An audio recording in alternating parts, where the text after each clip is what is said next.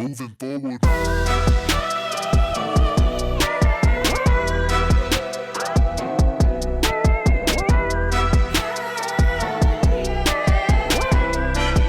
All right, welcome back to the Bitrate Podcast. It's where two people, one novice, one professional, sit down and have a conversation about the art.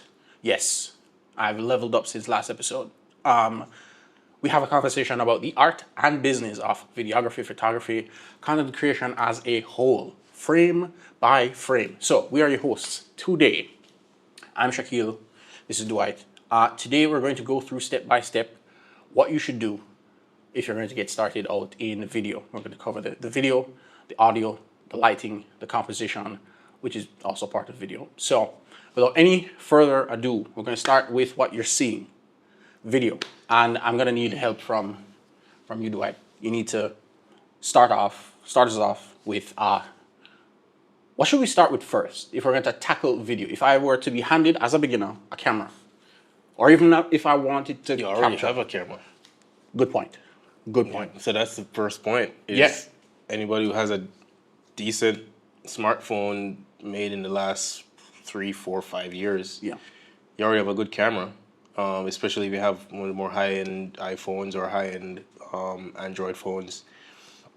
You already have a pretty good camera. And so I would say master that first. Yeah. Here's an interesting hack with your phone.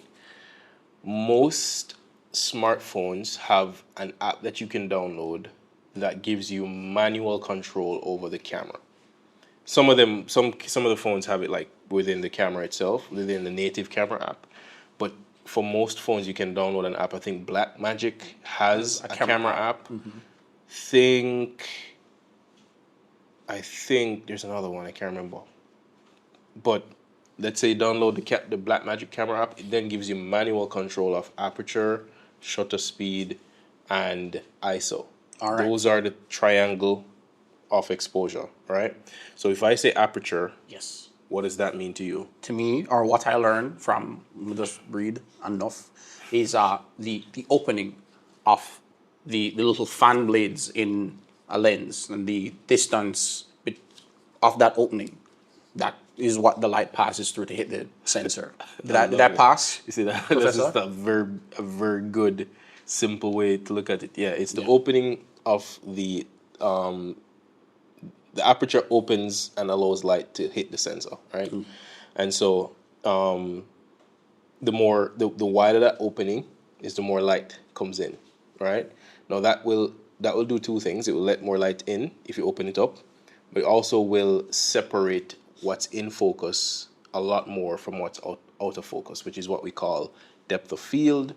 Some people call it bokeh, or bokeh, depending on where in the world you are. But it's basically a blurrier background or a blurrier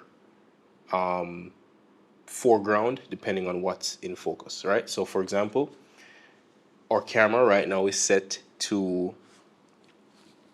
Hold on. So our camera right now is set to the widest... So the aperture is actually a part of the lens, right? It's not the camera itself that has an aperture, it's the lens. Mm-hmm. So our camera right now, our lens is set at f2.8, which is the lowest this particular lens will go. The lower the number, the more light it lets in, the blurrier the background. So if you had like a f1.2 lens, the background right now would be creamy. Mm-hmm. But let me show you what happens if I increase that ISO, and right now I'm using the monitor and control app on my phone that gives me wireless control of the camera. So I'm going to go to f5.6. As you can see, the image gets darker, but what you probably cannot see is that there's more of the background that's in focus. So I'm going to do two things. I'm going to put this to f8, which obviously is too dark. And then I'm going to increase the ISO, if I can find it on the app.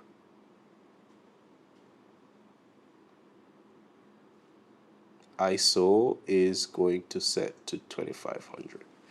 Right, so that brings our exposure almost to where it needs to be.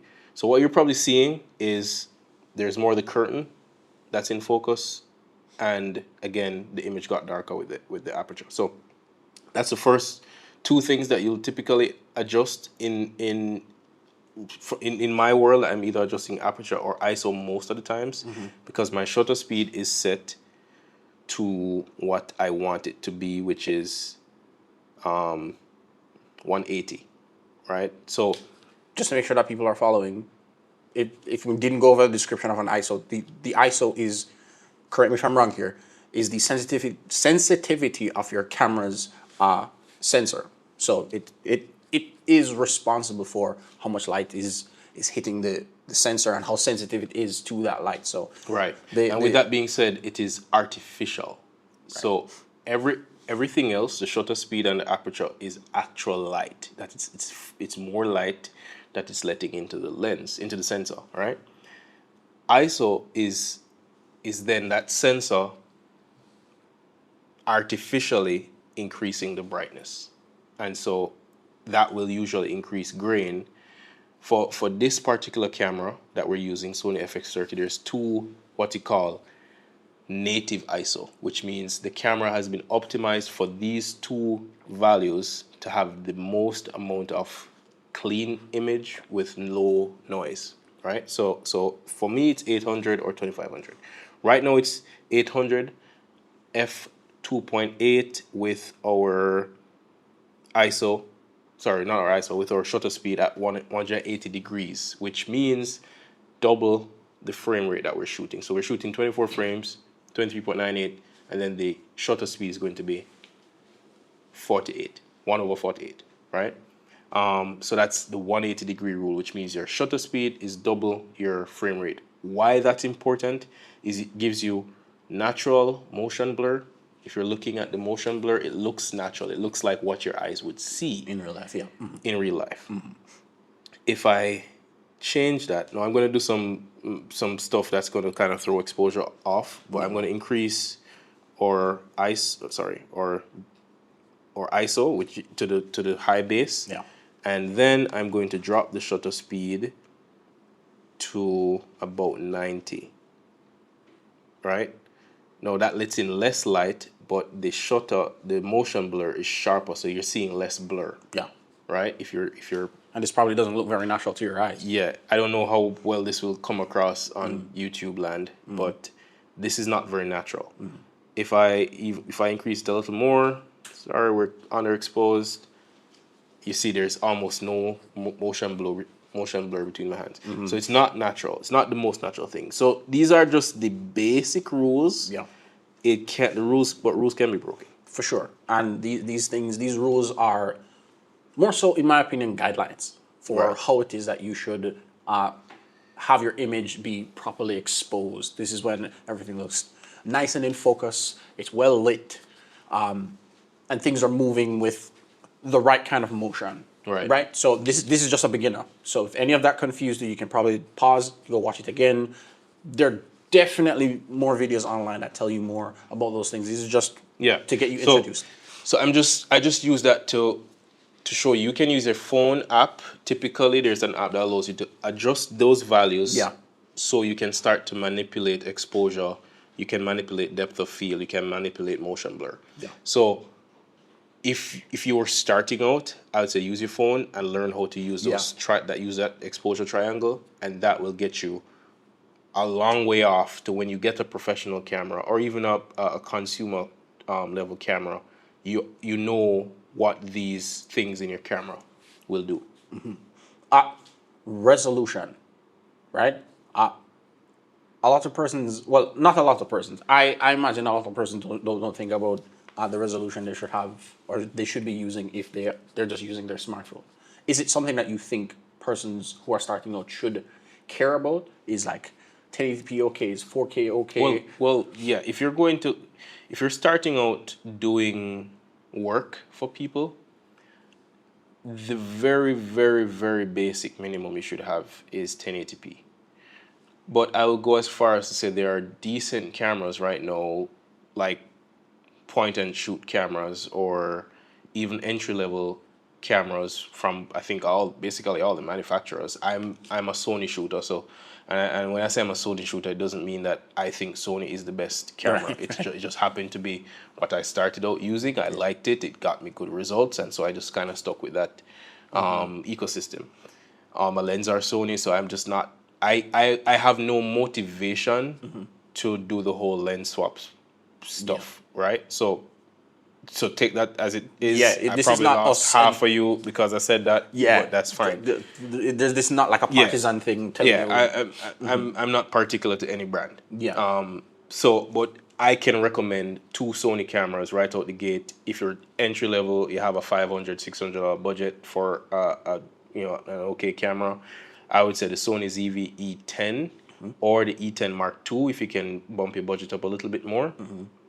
Or the Sony ZV-1. That's like a point and shoot camera. It comes with the lens is built in. It has one step of ND built in, and so that will get you some work. Like you can actually, that was my first camera, and I made money from that camera. Yeah, it's also important to acknowledge what it is that you're using your camera for. If you want to go over the why you're doing this, that's the first video. You go back and you watch that video. Yeah. But if it is that you're probably doing social media stuff versus client stuff versus a whole set situation, you're probably going to have to consider resolution and the triangle we just went through differently, right? So if you're shooting social media, 1080p is fine. Yeah. If you want to have more flexibility to do like interviews or other type of corporate work or event work, I would say 4K is sweet, but anything over 4K for a beginner is just a waste of money. I'll be honest with you. And then there's bitrate, which is the podcast we're on right now. Of course. So there's 4K 10-bit. That's like the bitrate is how much color, in a sense, the sensor can capture, and it's 422. So those are like fancy ways to say your sensor is able to capture more information, more color, more exposure, like high dynamic range, and so you can then manipulate that more in post. And I'm going to suggest that you learn how to shoot with your camera in manual mode. So you are controlling those 3 aspects of the exposure triangle. You get good exposure by controlling light, right? And to me, and we'll get into lighting, but I will say once you have covered a decent camera that can shoot at the resolution you need, I think 4K is fine. I think 1080p is good, and then you can work with your budget. But I would say lighting. If you're shooting things where you can control the lighting, then invest more in lighting than being more concerned about resolution. So before we move on, we're recapping. So the exposure triangle, take your time, figure out how that works in the camera app that you're starting out with on your smartphone. If you're going to consider resolution, determine what you're using the kind of media for. Then hopefully you can give me some what would you call it? Some perspective on the debate between frame rate. So what is frame rate and how necessary is it to shoot at 24 or 30 or 60 or 120? How do we explain to people listening, people at home, what that is, like in layman's terms? All right. So, what is frame rate? Frame rate is how many frames, which a frame is basically a snapshot. So in essence, the sensor captures this snapshot in this particular amount of snapshots per second, right? Because I don't know if you know this, but videos are actually pictures. That move, it's crazy. Right? So wild. Pictures, that's why you know the term motion pictures. That's what a movie is, motion picture. So video is actually pictures that are moving. So if the camera is capturing a picture, it's capturing 24 pictures per second, which in 1 second, if I am moving my hand in a second, then it will capture the smooth, which is why shutter speed is important. But we'll talk about that later. But for every second that you're watching, the camera captured 24 pictures, and it merges that as one fluid thing that looks like motion. Right. If you've ever seen stop motion photography, it is basically the same thing. It's just less pictures within a second, which makes it look jittery, right? And that's where shutter speed comes in. Yeah. So your shutter speed is double your frame rate. That's probably too technical for me to get in, but in essence, the more pictures is captured within a second, is the smoother you can potentially create slow motion video. So for example, we're shooting 24 frames right now. 24 frames, or 23.98 to be specific, or 23.987, depending on where you are. But 23.98 is the Hollywood standard. That's where, for the longest while, decades and decades, Hollywood has been shooting movies at 24 frames. That gives you very natural looking, pleasing motion. Yeah. That has been the standard for a long while. Television, when television broadcasting started getting more popular, they started using more 30 frames, or 29.97 frames. So currently, a lot of platforms are more optimized for 30 frames, but those are kind of the two like starting points. Yeah. 24 frames and 30 frames. For higher frame rate stuff, we go. Yeah, so when you start going into 60 frames per second and 120 frames per second, 90 frames per second, wherever your camera maxes out, that's when you want to take that footage and slow it down for the final image, final footage, right? So if I shot a video at 60 frames per second and I knew the final delivery of that video was going to be 24 frames per second, I could slow that, or let's say 30 frames per second. If the final delivery video is going to be 30 frames per second, when I'm editing, my timeline will be 30 frames per second, and I could take that 60 frames per second video and slow it down by half or 2 times. Yes, maths. Yeah, I know. If so you're scared, take two your time. times slower than it was shot at. Yes. And it would look very smooth, Yeah. very natural. 1 second. For sure. Marvin Butler. There. If you leave it, you can give me about 45 minutes. All right, cool.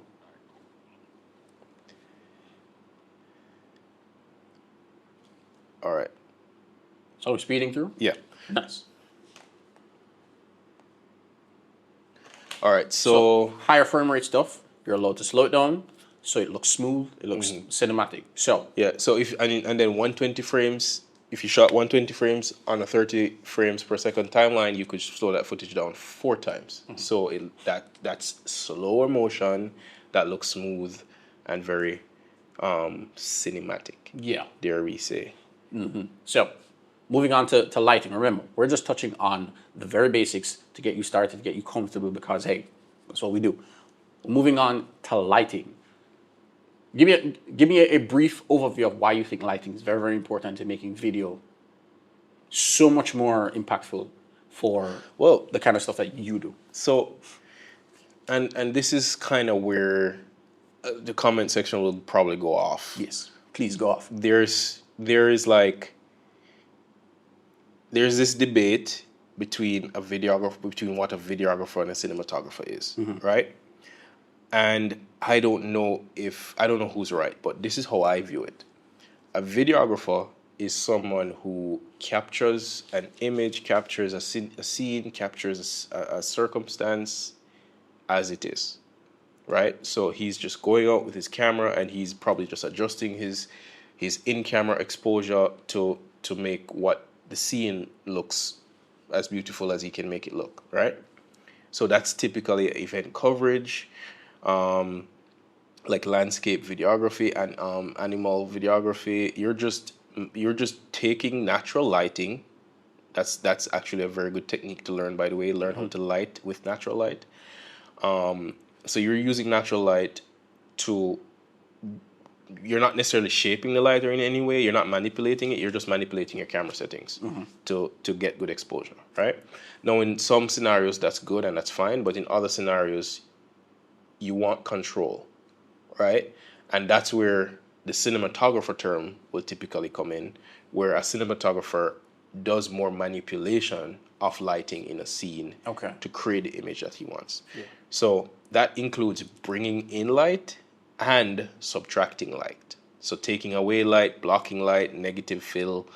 Those are terms you'll hear cinematographers use where they're exposing a scene to how they want it to look. So, but I would tell you that lighting is the art, because that's what cinematography is. If you're starting to do interviews and talking head stuff and demo videos and tutorials where you're using people are in the subject and you have control over the lighting, you want to get good at that. For me, I would prefer if you spent $400-500 less on your camera and buy $400-500 worth of lighting. That will give you a better image than that camera that was $500 more expensive. That's probably a hot take. Yeah.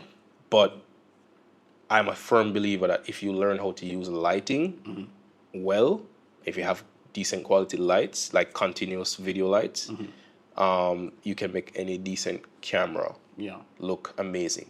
And for those people, if you want to know how to light someone, I imagine that is a much deeper tutorial, but very generally, what do you want to do as a beginner, and what do you want to not do if you're going to light and expose a scene properly? I assume if you're using natural light, you probably don't want to go like full face, full blast with the light. So if you're using natural lighting, meaning the lighting that you have, but let's say you're able to position the subject, you would want, for me, so the idea, the typical amateur will try to just face the subject towards the biggest source of light, which is usually the sun. And in some cases, maybe that's what you need to do. But for me, I'm looking, that will give them a very flat look, right? Especially depending on where the sun is in the sky. So for example, if the sun is overhead, horrible time to light somebody. Like that's the worst way to light a face. Yeah. Unless you're doing something like extremely creative, right? You're taking niche strong liberties with, right? You're being extremely creative and dramatic. Go for it. But the general rule is you don't want the overhead lighting from the sun, because that's going to create dark shadows under the eye, and sometimes you can't see the eye, and sometimes the eye is just dark, and so you can't. So that person just looks weird. Yeah, zombie, mysterious. Depends on what they you call it. Raccoon eyes. Raccoon eyes, right? So if I were trying to shoot outdoors, I would not choose midday if I can avoid it. Yeah. If I have to use midday, that's where you start bringing modifiers in, right? So, for example, I did some vox pops on the street. What we did is we put a diffuser overhead, which is like the cheapest diffuser you can get is just a 5-in-1 reflector. Inside of it there's a diffuser or a curtain, right? Or a light thin white curtain, or a shower curtain. That's also a great one. So those are forms of diffusing light, and by diffusing light we mean we take that harsh light and we push it through some material that softens it and breaks up the light and makes it look more pleasant on a face. So we'd use a diffuser overhead to block or to soften, to reduce also the exposure of the sunlight coming in on that subject. And then we take another piece of 5-in-1 reflector and we bounce typically the white side or the silver side, but most times we'll try to use the white side of the reflector, and we bounce some of that light towards their face to fill in some of those raccoon eye shadows. I don't know if I got too technical, but that's basically the essence of it. Is you want, if you're shooting outdoors and you can't bring lights, bring modifiers. Nice. Right? So you diffuse and bounce and cut light. So I assume there are a couple of things you're going to be hearing as you go along, or you get more technical with stuff like this when it comes to lighting. We're gonna run over them really quickly. By the way, one mistake. Yes. Before we change topic, one mistake that a lot of amateurs will use when they're shooting outdoor is they'll take a person and they'll put him in the shade.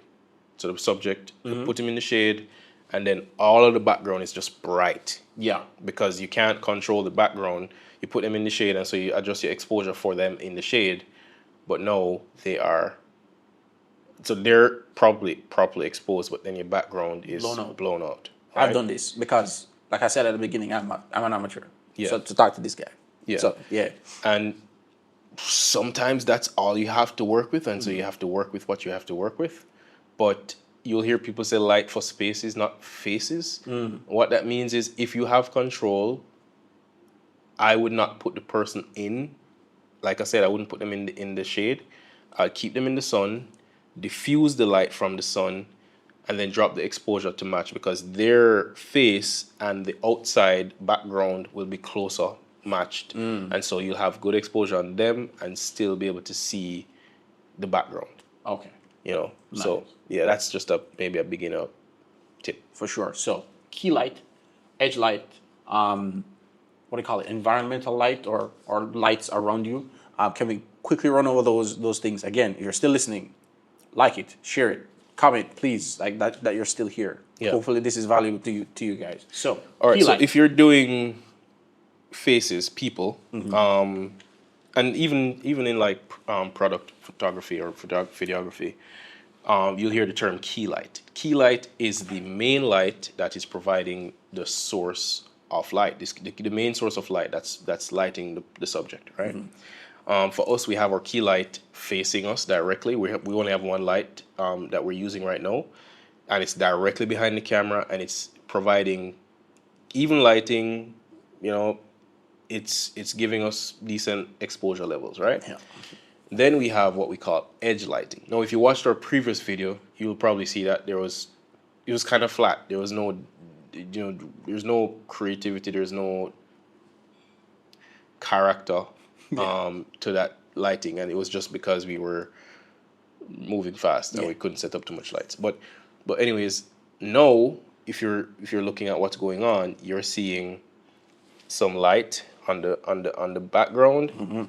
On the this side, on the side of the head, the side of the hair, and so that's creating us a little bit of separation from the background, and it's creating a little more visual interest.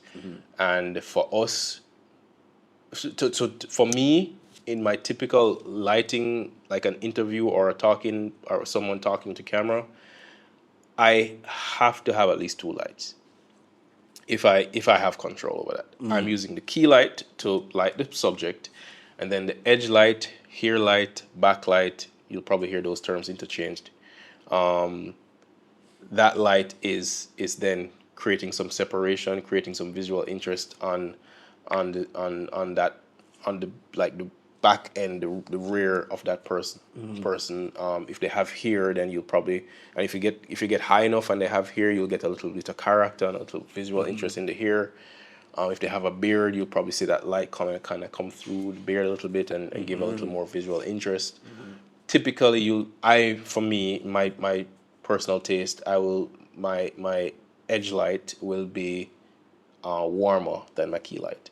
All right, that's my visual taste. That's a good rule. Yeah. Or is it like your rule, or it's just like no? It's just my taste. Okay. It's not industry standard. You can go cooler than your key light. You can match your key light.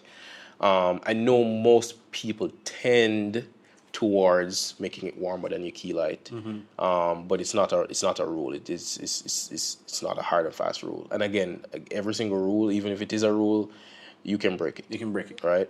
With intentionality, with purpose. I don't like breaking rules unless there's a reason for it. Like if you see if it matches your taste or it matches your client taste, go for it. Break the rule.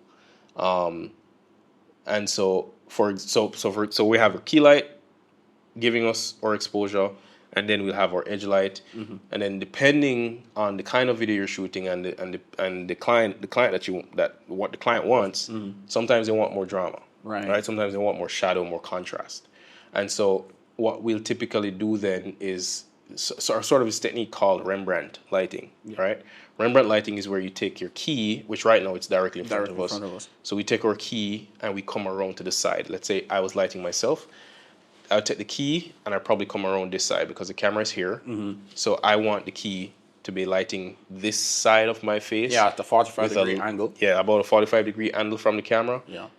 I would have a little bit of shadow on this side, and then I typically will put my edge light on the opposite side of the key. So I have key light, camera, and then the edge light right here, which then gives me a little bit of exposure right on the back, but a little bit of shadow on this side.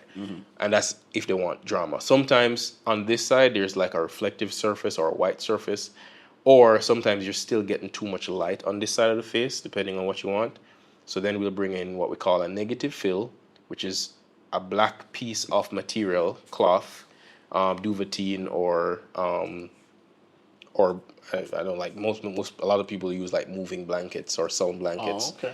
Or the black side of the reflector, the 5-in-1 reflector, or any kind of black material that's absorbent enough that it will, or matte enough that it will not bounce light back towards this. So that black material will absorb any kind of reflection or any kind of light coming on this side. So it will give them some more character, some more drama, some more contrast. Yeah. But that's up to taste. If you're not using that negative fill or that black light, depending on what you're shooting, if it's corporate and it's high key, then you'll have key light, fill light, and edge light. So that's a three-point lighting technique.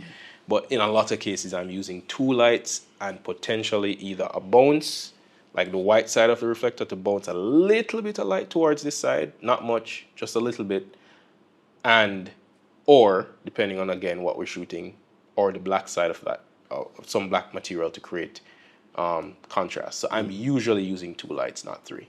Okay, so can you tell us a little bit about like practical lighting, like having lights visible in the shot? So practical lighting helps to sell the lighting. Yeah. So it for the viewer, it starts to look natural. So it starts to look like this scene was not lit. This is just the natural lighting in the space. So for example, you're seeing that backlight right now. If we had a wider frame and I had like a lamp right here, you would start to think that it's the lamp that's casting that little warm glow on the side of my head. But if I didn't mention that we're using lights, probably a lot of people, I mean, the professionals would probably know that we put edge light there, but a lot of viewers would look at it and they're like, oh, they probably have 2 lamps behind them, just out of frame, we have 2 lamps or some other form of lights. But practical lighting is when you bring those normal pieces of light like lamps or lamp shade or like fixtures, lighting fixtures, and you'd include that in the frame, and someone would think, oh, that's what's casting that light. And in a lot of cases, it's not. Yeah. Sometimes it's a candle. So for example, if we had a scene where it was a fireplace, right? So the wide shot, for example, would look like, oh, there's a fireplace, and so you're seeing the warm glow on the face, and the fire is what's lighting them.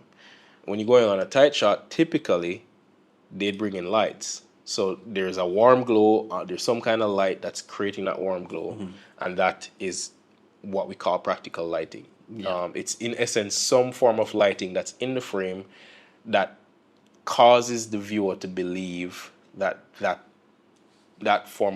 source of light is what's lighting the subject. Often called motivated lighting. Ooh, you're hitting them with the terms. Yeah, I'm learning. I'm here learning. Yeah, I'm more of a fanatic about stuff like this, so it's a lot easier for me to understand. But if you're not following at home, just take your time. Yeah, I mean, watch back what we've gone over so far. I don't even know what this guy watches in terms of where he gets his education from, but because of how he uses terms, I know that he goes and he does his research.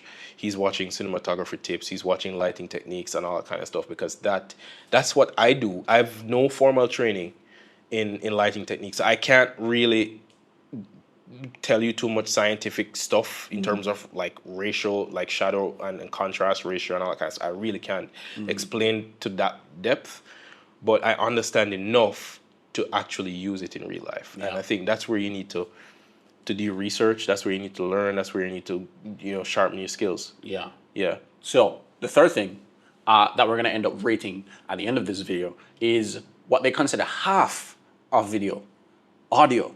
You're able to hear us now because we are recording from microphones. So tell us a little bit about the role or the impact of microphones in your work or in work that you really, really admire. Yeah. I mean, like he said, audio is considered half of video. Yeah. And some people tell you it's more than half of video. Why? Because if audio sounds terrible and video looks great, quality, image quality looks great, most people will click off the video. But if the audio is great and the image quality is okay, most people will continue watching. So audio is, I mean, because if you're watching a piece of content, I mean, you've probably watched a movie where the sound mix was terrible. So it's like the music is loud and the vocals are low, and so it's like everybody's grumbling like this movie sucks. Right. Right? Yeah. And then you watch another movie where the vocals are great, like high, like proper levels. The music has nice, so the music is so well mixed in that you don't even think about the fact that the music is playing. Mm-hmm. Like you've watched those movies where in real life, why is there violins playing? Right. What's going on? But the violins come in and it starts to sell the emotion. It's a slow type. I mean, we've watched like Jaws, right? Yeah. You watch Jaws, see how iconic. and you hear the theme music come in, and once you hear the you know the shark's about to pop up out of nowhere. So you start bracing yourself, and bam, shark comes up, and music hits a crescendo. And so, anyways, I'm kind of going into my nerdy mind, but sound design is more of an advanced level of audio. That's where you start bringing in sound effects, music to help bring out the emotion and sell the story. But talking about the basic part of it is mics and audio levels. Mm-hmm. If you can't hear the person talking, or if the audio is garbled or interference or scratchy or too loud, then it's distracting and nobody really wants to listen to that. Mm-hmm. So just like lighting, it's a matter of placement. Yeah. So for mics, and there are many different types of mics, and I assume we'll go over that at some other time. Where do you place the mic if you're a beginner? You're using your smartphone. You're at your window. You've now gone over the exposure triangle. You've now done the whole lighting situation. You want to really, really kick audio into high gear. Where do you put the microphone? So that's a good question, and it depends. To me, it depends on what I'm shooting. So, we're living in a world where content is so much different from what it was 5 years ago. Like 5 years ago, if you saw people clipping some weird black things on their shirts, you'd be like, "What the heck is that? It's distracting and it's weird." Nowadays, we have these wireless mics and they have magnets, and you just clip them on, and then you just shoot some video, and you get great audio, and nobody complains. So it depends on what you're shooting. For me, if I'm shooting a client interview or a corporate interview, I'm hiding the mics. Mm-hmm. We don't want to see mics in documentary interviews, in corporate interviews. We don't want to see mics unless the client's like, I don't care, like don't even bother with it, like it's fine. If it's like a TV type interview, a lot of TV broadcasting channels, you see the lavalier mics, just barely visible, but it's a lavalier mic. It's not distracting, it's not loud. So there are places where showing the lavalier, which is the cable mic that kind of just clips on here, some cases that's fine. I'm usually trying to hide the mic in most cases. We're doing a podcast now, so we just clip on the mics. Yeah. And when I go on the road and I interview people and it's just run and gun and I'm trying to get people's social responses, media content, I just clip on and you will see them wearing it in the video, which is not very professional again. Yeah, I mean, social media content, quick run and gun stuff, it works. Event coverage stuff, it works, and nobody is really upset about it. Yeah. But when you start going into telling stories and being documentary type stuff and that kind of stuff, then you want to hide the mic, because for me, at least, when I'm shooting that kind of content, the idea I want to portray, or the mood I'm trying to portray, is that you're kind of listening in to this person talking or having a conversation.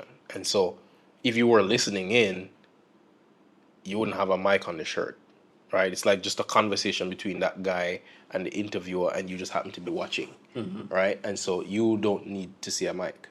So in most cases, for something like that, I'll use a shotgun mic, boomed overhead, out of frame. For me, my favorite mic for interviews is shotgun mic. I'll use a lavalier for backup, but the audio I prefer, the quality of audio I like to hear most often is a shotgun mic boomed overhead. You mentioned placement. You want to get the mic as close to their, like this region. So people just think it's the mouth. It's not just the mouth, because the mouth is not the only part that is creating sound.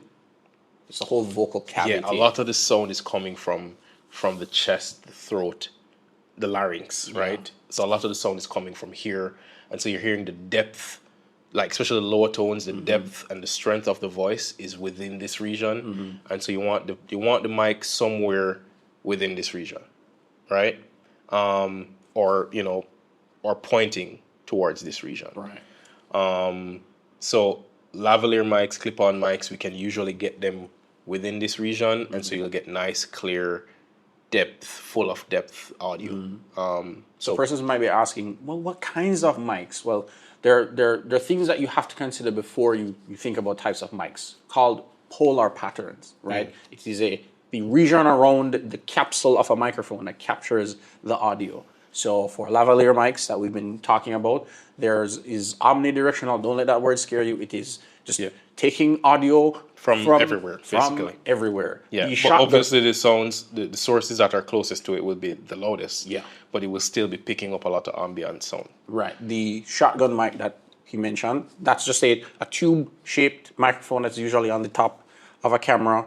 Don't worry, you can Google it. That is more directional, depending again on the usually they're more model. Directional. The more expensive they are, is the more narrow that sort of pickup pattern is, which means it rejects a lot of the outside noise. So for street interviews or anything where you don't have control over the ambient sounds, a shotgun mic or something that's like a hypercardioid, I think is the term for it. Hypercardioid just means most of the pickup pattern is in front of the mic, so it rejects most of the side and sounds behind. So if I'm using a hypercardioid shotgun mic and I'm pointing it towards them, then I could have a ceiling fan going and it's not even there's almost nothing. It's not picking up any of it. It's not picking up too much of the different appliances in the room that's like, humming and buzzing and all that kind of stuff. And if there's some background noise outside, it's not really picking that up. It's picking up mostly what it's pointed at. So distance probably also definitely plays a factor in capturing the audio. If a really, really, really good mic is not very close to the subject, like Dwight mentioned, it won't capture the audio the way you want it to. And sometimes microphones that are more cheaply made but are brought closer and placed correctly. You're so right on that. Like, I mean, today, honestly, I would not say that any mic works. Right. But I would say any okay quality, decent quality microphone that's well placed will give you good audio. Yeah, just like cameras, it's like camera. Any good camera with good lighting, with good technique, good composure will give you a good image.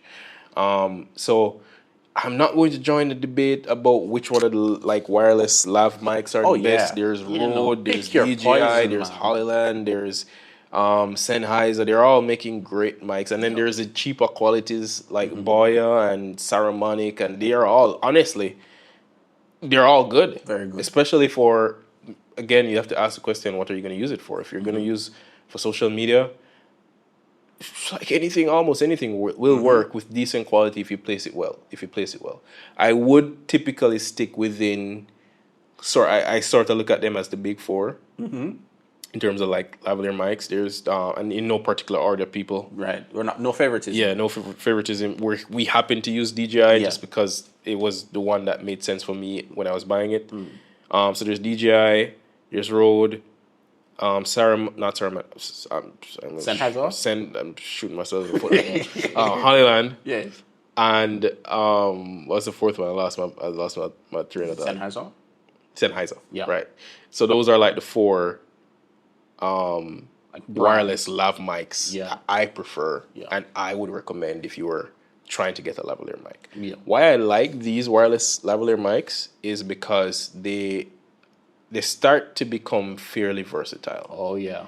Because I can clip it on. I can use a magnet or the actual clip, and I can clip it on, and I can and boom. You can plug in I a can lav get good, and run it through I can people's run. tools. I can plug in a lav, run it, hide the lav, or even let the lav peek out, and good. I'm good to go. I can even plug like a 3.5 millimeter shotgun mic in this thing, boom it overhead, and get a wireless boom mic. Straight into camera. So these, I would say, are some of the most versatile ones. They're smaller ones, cheaper ones, but if you had the budget for it, I would recommend one of them that has an input for a lavalier mic. Yeah, and Because that gives you the most flexibility. If that's something. and if it's something that you want to grow with, something that Yes, exactly. he loves to talk about 32-bit float. Now, what is 32-bit float for the he's having a moment. All right. For me, why I love the term 32-bit float, and I know some people like overblow the term, and it's like this huge marketing thing right now. Yeah. So all the manufacturers are jumping in on the 32-bit float train. But for what I do and the run and gun style and the fast paced style that I typically am working in, not having to worry about audio levels is just one point of stress that I don't have to really have, right? So 32-bit audio, in essence, is as raw as audio can get right now. There might be in 2 years, just probably 32-bit float's like updated technology. I don't know. Right. I don't know the science behind it. So maybe 32-bit float is as raw as it gets. Yeah. But right now, 32-bit float allows you to, if somebody's speaking loud and they start shouting, typically with a 24-bit audio recorder, you would lose that top end. So as the audio peaks, it cuts off the parts that it can't capture because it's too much information. So 32-bit float, you can take that peak and you can bring it down and you didn't lose any information, right? You can also bring audio level that was recorded too low, typically with a 24-bit audio recorder, and not all, because some of them have really good preamps, but typically with a 24-bit audio recorder, if it was recorded too low and you bring the audio level up, there's little to no noise that comes with that, with bringing that audio level up. That hissing sort of bad frequency noise that you hear, that you typically don't get that with 32-bit float. So these little things, they record 32-bit float like 8 hours or 12 hours worth of audio on a 32-bit float. So you get a lot of record time and you don't have to worry about your audio levels too much. Yeah. So should we go on to composition, or should we just rate the three that we've gone through so far? The interest of time. Composition, I think, is... Do you think that deserves its own thing? Or? Yeah, I think we'll have to talk about composition and other techniques that come with framing and camera movement. So I think that's a separate... So stay tuned. Yeah, You need to... a separate topic. You need to be here for all of that. Yeah.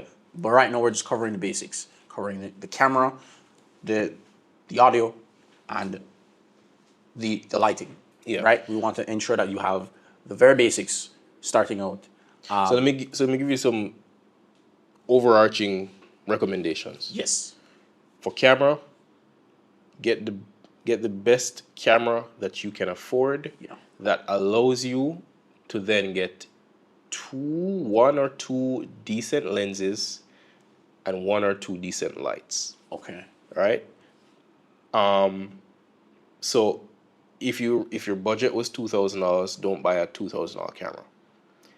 Buy a $1,000 camera. You can get two prime lens or probably one decent zoom lens with $500-600, and then you can get one or two decent lights. Right now, it's like, I mean, I like Nanlite, and throwing that brand out there. I like Nanlite because they have some really decent budget quality lights for almost like ridiculous amounts of money, and because they're so good, they're becoming a lot more popular within the space. If you want something that's gonna be a little more, maybe give you a little more lifespan, maybe potentially give you, like, you can, like, if you're gonna kind of be more abusive with your gear, then Aputure makes great stuff. Aputure lights are amazing. Amaran is probably a step down from Aputure. Amaran, I think, is a little more competitive with Nanlite. I think Amaran and Aputure are kind of owned by the same. Remember, guys, episode 2, we are shilling.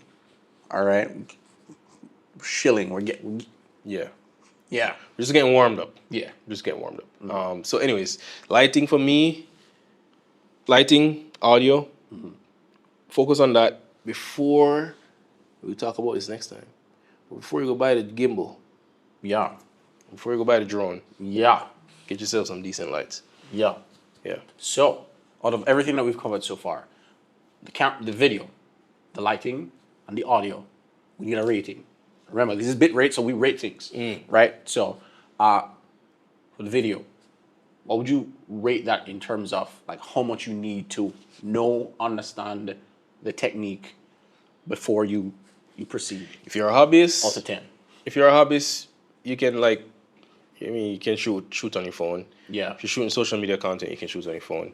And because you're shooting, if you like shooting on your phone, and it's like using the phone's native camera app, that phone nowadays, these smartphones are doing all sorts of computation. Yeah, for sure. To make you look exposed, and the sky is exposed, and everything is exposed, and everything looks great. So that's fine, but you can typically tell that it's a phone.